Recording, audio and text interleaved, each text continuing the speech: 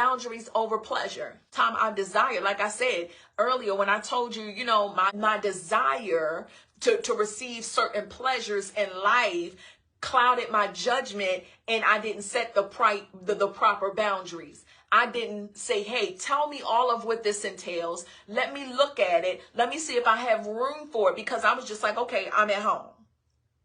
Let me see. I didn't consider what I was doing on YouTube and ministering and talking to other people and all these other things like that, or all of the details. And so your pleasure or your desire to have something or even someone can cause you not to set boundaries. And the lack of having that boundary there will actually bring you unsatisfaction, because because the pleasure is met or the desire is met, that doesn't mean that you're being fulfilled, because I was not being fulfilled doing that, you know. And even in a relationship, if you find yourself, you know, and you say, hey, I value my purity, I value the commitment that I made to God, but you find yourself, you know, in moments where you want some pleasure.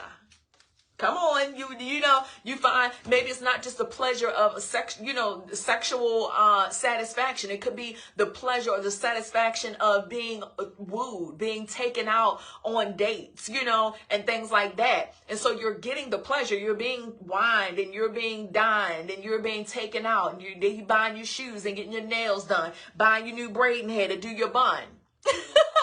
But listen, you're still not satisfied, because he's still seeing other people. He's still DMing Suzette.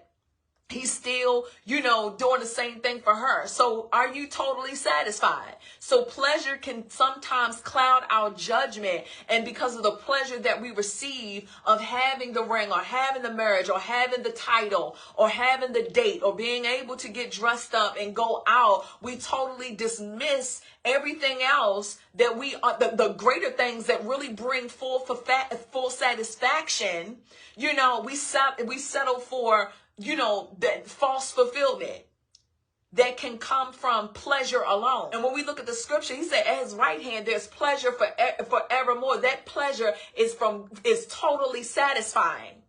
And so when we set boundaries, we're able to push out those who are not going to value us, because pleasure is not an indication of value. Pleasure is not an indication of respect.